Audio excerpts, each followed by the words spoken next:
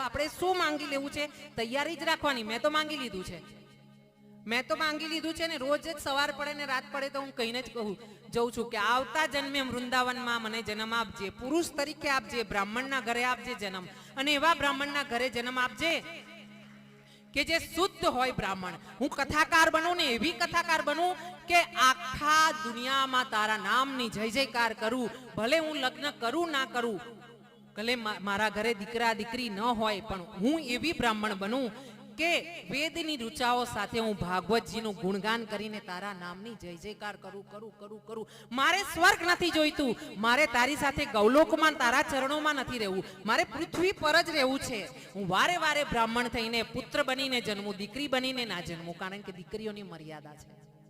હા, હું પુરુષ બનીને જન્મું, લાંબી શિખા રાખું, ધોતી પહેરું, ત્રિપુંડ કરું અને વારે વારે જન્મ લઉં ને તારા ભજન ગાઉં ને છેલ્લે જ્યારે મરું, જન્મે મરતી વખતે મારું એક જ નામ હોય કે આટલું તું આપજે ભગવંત મને છેલ્લી ઘડી, ના રહે માયા તારા આ બંધન મને છેલ્લી ઘડી, શ્વાસ છેલ્લો સંચરે ત્યારે પ્રભુ દર્શન દેજો મને છેલ્લી ઘડી.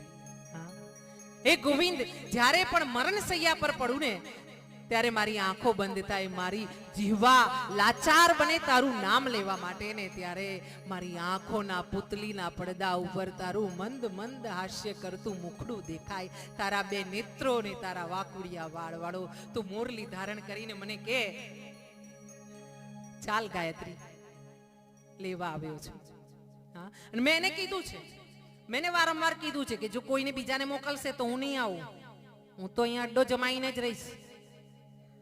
તું લેવા આવશે તો જ હું તારી જોડે નીકળીશ, ભલે હું ખાટલામાં હેરાન થઉં, રીબાવ, મને મંજૂર છે.